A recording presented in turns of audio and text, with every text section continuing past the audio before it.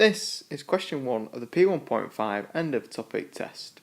On screen now is the mark scheme for the question, so please mark your work. If you get the question correct, I suggest you move on to the next question. If you get parts of the question incorrect, please listen to the rest of the recording to find out how to answer the question correctly in the future.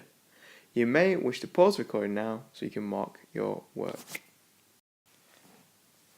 In the first part of this question, you're asked to say what is the wavelength of this water wave, so you can see the water waves on the top there, and you should know that the wavelength is from peak to peak, so you're going from there from 0 to 4, so that means that the wavelength is 4 centimetres.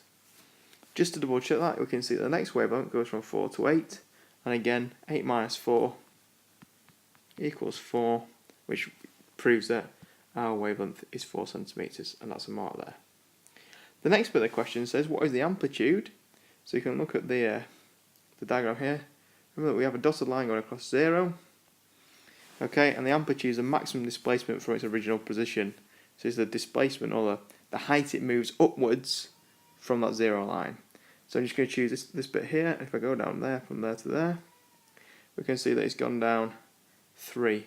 So our amplitude is 3. If we choose the top one, I'll just do this in blue so to emphasize the difference. If we go up to that bit there, we can see again that that's 3. So what is the amplitude? The answer is 3, and that gets your mark as well. In part C of this question, it tells you that 12 waves pass an observer in 4 seconds.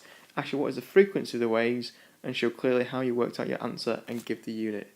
Now you should know that you get 1 mark for giving a unit, so the first thing I would do if I was answering this question is get that unit mark in the bag by writing down the unit of waves frequency, which is hertz or Hz.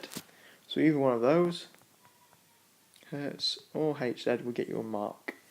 And now what we need to do is we need to know what frequency is in order to be able to work this out. Now frequency, which is called F, is equal to the number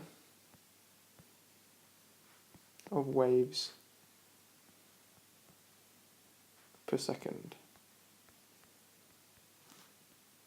Okay, and we've been told that 12 waves pass an observer in 4 seconds. So we've got 12 waves in 4 seconds. So to work out the number in 1 second, we're going to have to divide 12 by 4.